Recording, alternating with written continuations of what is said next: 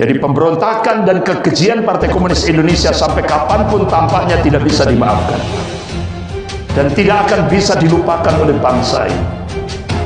Berkali-kali partai berlambang Palu Arit ini kerap berulah dengan melakukan kudeta. Mulai tahun 1926 gagal, 1948 gagal, 1965 gagal, 1998 ya kan, yang dimotori oleh Jenderal LB Murdani gagal. 2019 nah ini 2019 ini sudah rencana tapi dibongkar oleh Habib Rizik Syihab bersama tokoh-tokoh intelijen di Indonesia. Hampir Pak 2019 ya. Nah, ini.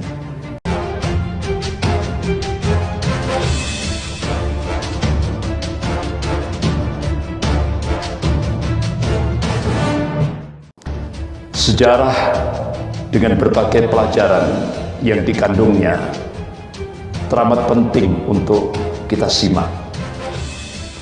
Ulama-ulama salaf seperti Al-Imam At-Tabari rahimahullah, Ibnu Ishaq rahimahullah, Ibnu Sa'ad rahimahullah, dan ulama-ulama salaf yang lain telah menjadikan sejarah sebagai profesi ilmiah. Persoalan yang terjadi pada masa lalu ini perlu ditelaah untuk memahami problematika yang terjadi hari ini, sehingga kita bisa mampu memahami mengapa peristiwa itu terjadi sekarang, kekinian. Sebaliknya, kalau kita ingin memahami kondisi masa kini, ini perlu setback, nengok ke belakang, yaitu nengok sejarah. Untuk memahami sejarah masa lalu pun terkadang memerlukan tentang kekinian, atau yang disebut oleh Syekh Muhammad Nasiruddin Albani rahimahullah, yaitu fikul waqi'iyah, fikih waqi'iyah, yaitu tentang realitas keumatan, kekinian. Bahkan Allah Subhanahu wa Ta'ala menyebutkan tentang hukum perulangan sejarah itu berlaku umum. Allah ingatkan dalam surah Al-Fat ayat 23, A'udzubillahi minasyaitonir rajim, sunnatullahi allati qad khalat min qabl wa lan tajida sunnahi tabdila. Jadi sunnatullah itu berlaku sejak dulu kata Allah, dan kalian tidak akan pernah menemukan perubahan akan sunnatullah. Artinya apa? Allah Subhanahu wa Ta'ala yang menciptakan alam jagat raya ini, Allah Subhanahu wa Ta'ala yang menguasai rotasi alam jagat raya ini, Allah Subhanahu wa Ta'ala yang meninggikan langit tanpa tiang ini mengabarkan sejarah akan berulang. Yang membedakan adalah warna dan kualitasnya, itu yang membedakan, tapi sejarah itu akan berulang. Bahkan Rasulullah SAW telah menyampaikan prediksi tentang berbagai kejadian yang akan terjadi di masa yang akan datang sebelum yaumil kiamah. Itu bisa kita lihat dalam kitab Sahih Muslim bab Al-Fitan wa Syaratus Sa'ah. Bahkan ada ulama Madinah menulis satu kitab tentang ensiklopedi yaumil kiamah. Jadi apa-apa yang akan terjadi sebelum yaumil kiamah itu dikabarkan oleh Rasulullah SAW. Bahkan Al-Imam Ibnu Katsir rahimahullah dalam kitab Al-Bidayah wa Nihayah menulis secara rinci sekali, bahkan sudah diterjemahkan dalam bahasa Indonesia, judulnya Huru-hara di Akhir Zaman. Jadi apa-apa yang akan terjadi sebelum yaumil kiamah, Rasulullah mengabarkan. Apa hikmahnya agar umat Islam ini tidak menjadi mangsa bagi musuh-musuhnya? Oleh karena itu, kenapa seringkali muncul kajian tentang fitnah akhir zaman, dimunculkan oleh para ustadz, para mubaligh tentang fitnah-fitnah akhir zaman? Karena Rasulullah sudah memberikan kabar Dan sikap kita, apa yang dikabarkan oleh Rasulullah, kita harus mensikapi dengan tasdiquhu fima akhbar. Kita harus membenarkan apa yang dikabarkan oleh Rasulullah sallallahu alaihi wasallam. Allah tegaskan dalam surah An-Najm ayat 3 sampai 4 itu. A'udzubillahi minasyaitonir rajim, wa may yantiqu 'anil hawa in huwa illa wahyun yuha. Jadi apa yang disampaikan oleh Rasulnya itu bukan ahwa, bukan hawa nafsu. Apa yang disampaikan oleh Rasulullah sallallahu alaihi wasallam itu wahyu yang diwahyukan oleh Allah kepada Rasulnya. Pasti terjadi, tidak bisa tidak. Karena ini nas syar'i. Bapak-bapak, ibu-ibu yang dimuliakan Allah, Buya Hamka Allahumma yarham, beliau seorang ulama yang istiqomah. Sampai karena keistiqomahan beliau memegang prinsip, ketika beliau menolak ideologi nasakom, nasionalis agama komunis, resikonya berat. Beliau dijebloskan ke penjara tanpa prosedur hukum oleh Presiden Soekarno. Berapa tahun itu? 2 tahun 4 bulan kalau tidak salah, tanpa prosedur hukum. Tidak hanya dijebloskan penjara, Buya Hamka disiksa di dalam penjara. Tidak hanya disiksa, semua hartanya disita oleh negara. Luar biasa itu. Ya. Dan sejarah berulang. Kalau dulu Buya Hamka, sekarang Habib Rizik Syihab. Sejarah berulang.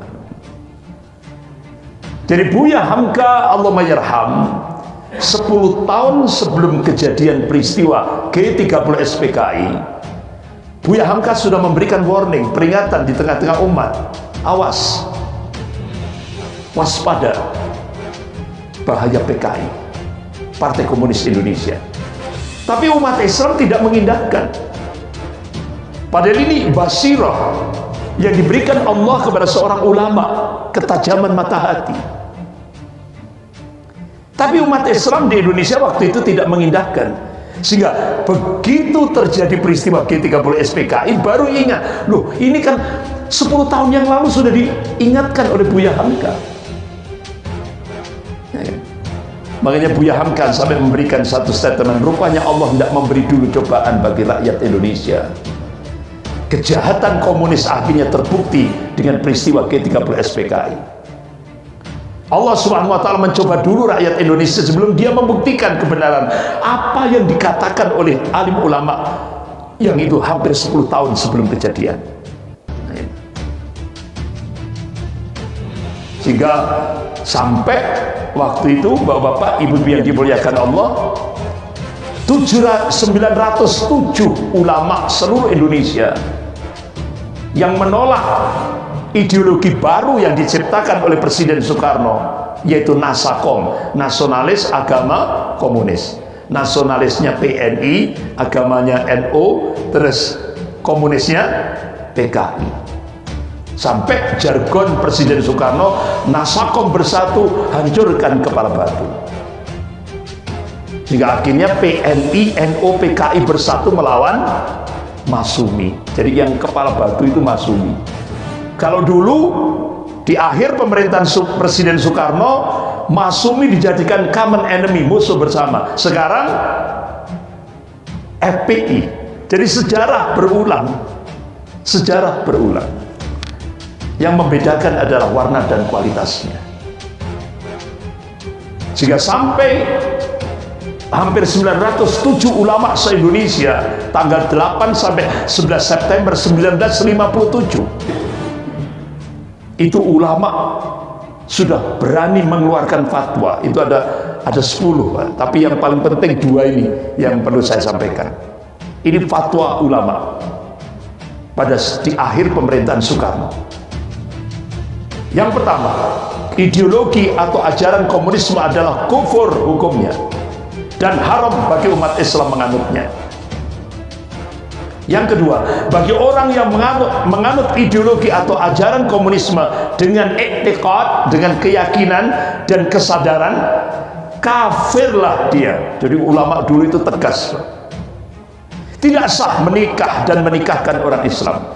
Tidak ada waris mewarisi, dan haram jenazahnya diselenggarakan secara Islam. Itu ulama dulu tegas. Sehingga akhirnya ratusan ulama ini dijebloskan penjara tanpa prosedur hukum. Bahkan pencetus pahlawan, pencetus proklamator kedua. Kalau proklamator pertama Soekarno-Hatta, proklamator kedua Bapak Muhammad Natsir, pencetus NKRI. Jadi pasca Indonesia, pasca konferensi meja bundar, Indonesia jadi Republik Indonesia Serikat. Akhirnya Muhammad Natsir ketika diangkat menjadi Perdana Menteri Republik Indonesia yang pertama, langsung beliau benar-benar berusaha semaksimal mungkin, akhirnya memproklamasikan tanggal 17 Agustus 1950 diproklamasikan NKRI, dari RIS menjadi NKRI, dari Republik Indonesia Serikat menjadi Negara Kesatuan Republik Indonesia. Itu Muhammad Natsir. Tapi karena beliau menolak ideologi Nasakom, dijebloskan penjara di Batu Malang. 4 tahun penjara. Ini proklamator kedua.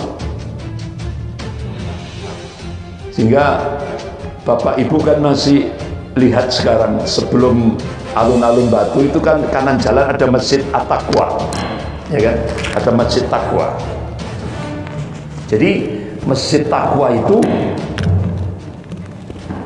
diresmikan oleh Bapak Muhammad Natsir itu tahun 1967.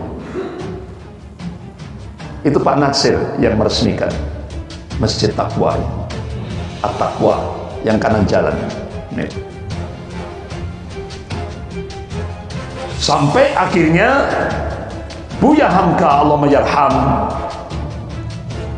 menyampaikan, jadi pada tanggal 17 Agustus 1958, ya, jadi 1 tahun. Kalau Muktamar Alim Ulama se-Indonesia kan 57. Nah, tahun 17 Agustus 1958 dengan suara yang gegap gempita Presiden Soekarno telah mencela dengan sangat keras Muktamar Alim Ulama yang diadakan di Palembang tahun 1957. Akhirnya Presiden Soekarno berteriak, jadi muktamar itu, konferensi itu adalah komunis fobia. Dan itu satu perbuatan yang amoral. Jadi 907 ulama itu disebut oleh Presiden Soekarno amoral. Jadi ulama-ulama yang mengeluarkan fatwa tentang haramnya ideologi komunis itu disebut oleh Presiden Soekarno amoral.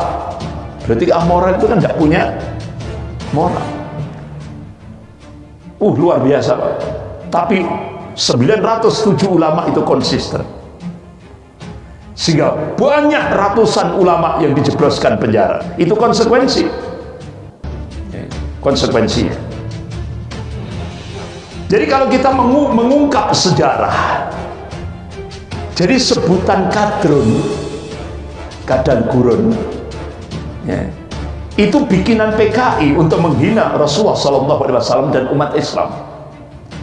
Nah sekarang semarak itu kadrun itu. Yang ngomong itu buzzer-buzzer itu, ya kan? Buzzer-buzzer itu. Sampai Ruhut Sitompul juga ngomong, ini kadrun, ya kan? Kadrun, kadal gurun. Jadi itu sejarah berulang. Sekarang sebutan kadrun itu kita diingatkan kembali, sejarah akan berulang. Ini sudah masanya. Ya. Bahkan pengakuan seorang warga Pati, Jawa Tengah bernama Sutoyo, bahwa istilah kadrun itu atau kadal gurun itu adalah ciptaan PKI sejak tahun 60-an untuk mengolok-olok umat Islam. Nah sekarang semarak itu, Pak. Jadi sedikit-sedikit kalau umat Islam kalau tidak dituduh radikal ya kadrun, ya. Jadi seperti itu. Ini kan dimotori oleh DNAID dan Nyoto. Bapak jangan lihat krempengnya ini. Ini kan Nyoto ini krempeng, Pak, kurus ini. Tapi jahatnya luar biasa, Pak. Jangan lihat postur tubuhnya yang krempeng, tapi jahatnya luar biasa. Ya kan? Kadang-kadang kan, loh saya enggak punya apa-apaan, ya kan? Tapi kejahatannya menggunakan kekuasaan seperti ini, nyoto ini. Ini DN Aidit. Jadi jas merah, jangan melupakan sejarah. Terutama bagi kalangan anak muda ini yang tidak mengalami langsung kekejian PKI terhadap ulama dan kaum muslimin. Jadi pemberontakan dan kekejian Partai Komunis Indonesia sampai kapanpun tampaknya tidak bisa dimaafkan dan tidak akan bisa dilupakan oleh bangsa ini. Berkali-kali partai berlambang Palu Arit ini kerap berulah dengan melakukan kudeta, ya kan? Mulai tahun 1926 gagal, 1948 gagal, 1965 gagal, 1998 ya kan, yang dimotori oleh Jenderal LB Mordani, gagal. 2019 nah ini 2019 ini sudah rencana, tapi dibongkar oleh Habib Rizik Syihab bersama tokoh-tokoh intelijen di Indonesia. Hampir Pak 2019 ya. Bahkan dulu sudah ditata rapi ya. RI 2 nya Ahok ya kan. 2019 itu sebenarnya bukan Kiai Ma'ruf Amin tapi Ahok, terutama oleh oligarki. Gagal karena digoncang oleh Habib Rizik Syihab. Habib Rizik Syihab membangkitkan kaum muslimin dari Sabang sampai Merauke. Puncaknya peristiwa 212. Berapa itu di Monas itu? 13 juta lebih umat Islam dari Sabang sampai Merauke kumpul ya. Dan waktu itu yang khutbah Jum'ah adalah Habib Rizik Syihab ya. Jadi benar-benar ini sejarah yang tidak boleh dilupakan. Bagaimana PKI waktu itu menyebar pamflet, ulama itu tikus yang harus dibasmi. Sehingga setelah menyebarkan pamflet-pamflet ulama itu tikus yang harus dibasmi, akhirnya umat kiai dan umat Islam dibantai. Peristiwa Madiun itu kan ratusan ulama dan santri ribuan dibantai, termasuk pondok pesantren Gontor. Nah, jadi akhirnya sejarah berulang. Habib Rizik Syihab bersama tokoh-tokoh intelijen muslim di Indonesia berhasil membongkar konspirasi yang ingin menghancurkan negara kesatuan Republik Indonesia oleh para mafia. Nah, kita itu kan baru tahu mafia itu kan 2022 dengan munculnya kasus Sambo kan 2022 tahun ini. Nah, Habib Rizik Syihab itu sudah mengungkap mafia kejahatan di negara ini 2014, beliau sudah ngomong, tapi umat Islam tidak mengindahkan. Bahkan Habib Rizik Syihab sekaligus berhasil membongkar kebangkitan komunis yang didukung oleh para mafia Taipan.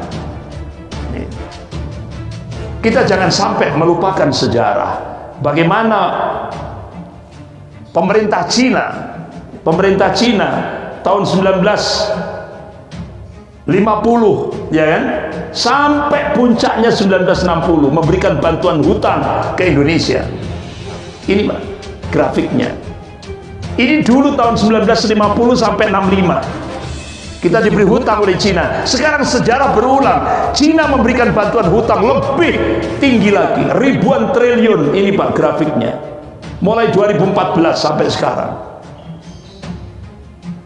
Otomatis dulu hutang dari Cina untuk membantu kebangkitan komunis di Indonesia, berarti sekarang sejarah itu akan berulang. Sehingga akhirnya Letnan Jenderal Purnawirawan Kiki Sanagri bersama tokoh-tokoh ulama kumpul di Jalan Keramat Raya 45 Jakarta Pusat, yaitu di kantor Dewan Dakwah Islamiyah. Kenapa diletakkan di situ pertemuannya? Karena mengingatkan kembali pencetus NKRI itu adalah Bapak Muhammad Natsir, Allahumma yarham. Makanya musyawarahnya diadakan di tempat kantornya Pak Natsir, sehingga akhirnya diadakan simposium tandingan. Kalau Luhut bin Sarpanjaitan ngadakan simposium PKI di Hotel Arya Duta, sementara jenderal-jenderal Purnawirawan sama tokoh-tokoh ulama ngadakan simposium tandingan di Balai Kartini. Itu saya dapat undangan itu lewat WhatsApp. H-1 cukup mengagetkan. Ternyata yang jadi keynote speaker adalah Menhan, Menteri Pertahanan, yaitu Bapak Jenderal Purnawirawan Ria Mizat Ria Kudu. Dan ikut juga hadir Panglima TNI waktu itu adalah Jenderal Gatot Nurmantio. Waktu itu yang diminta untuk memberikan presentasi tentang 30 indikasi kebangkitan PKI itu adalah Habib Rizik Syihab. Jadi ketika Habib Rizik mengungkap tentang 30 indikasi kebangkitan PKI di Indonesia, PKI gaya baru, ya kan, di Indonesia pasca reformasi itu benar-benar mendapatkan apresiasi dari jenderal-jenderal Purnawirawan Angkatan Darat yang hadir pada saat itu. Bahkan profesor, guru besar dari kampus-kampus ternama yang hadir pada saat itu, termasuk juga tokoh-tokoh ulama. Habib Rizik Syihab menguasai betul kondisi lapangan di Indonesia. Bahkan tidak hanya Habib Rizik Syihab, Kiai Haji Hashim Mujadi waktu itu diminta juga untuk mempresentasikan tentang kebangkitan PKI baru di Indonesia. Jadi Bapak Kiai Haji Hashim Mujadi, Allahumma yarham, waktu itu masih jadi ketua PBNU, ya kan? Itu beliau mengingatkan hati-hati tentang siasat PKI, new komunis gaya baru. Mereka menghapuskan jejaknya, dan itu sudah terjadi di Indonesia. Coba kita lihat buku sejarah yang dibaca oleh anak-anak kita yang duduk di bangku SMP SMA. Sudah tidak ada lagi G30S, ya kan? Sudah tidak ada lagi itu, ya. PKI sudah tidak ada lagi, dihapus jejaknya. Mereka membersihkan diri dan menuding orang lain. Jadi nuding umat Islam, ya. Bahkan mereka ingin minta ganti rugi, menyusun kekuatan untuk berkuasa lagi. Dan itu yang diingatkan oleh Bapak Kiai Haji Hashim Mujadi, Allahumma yarham, ya. Makanya sekarang Profesor Salim Said, guru besar ilmu politik dan militer Universitas Indonesia, beliau di video sempat viral di media sosial, beliau mengingatkan sekarang ini kader-kader komunis yang duduk di pemerintahan dan kader-kader komunis yang duduk di DPR RI yang jumlahnya 200 lebih itu sudah melakukan balas dendam kepada umat Islam dengan menggunakan kekuasaan. Saya kira kalau yang memberi statement ini Profesor Salim Said, pasti beliau punya data, tidak hanya sekedar statement, punya data konkret. Karena beliau guru besar ilmu politik dan militer, dosen Angkatan Darat.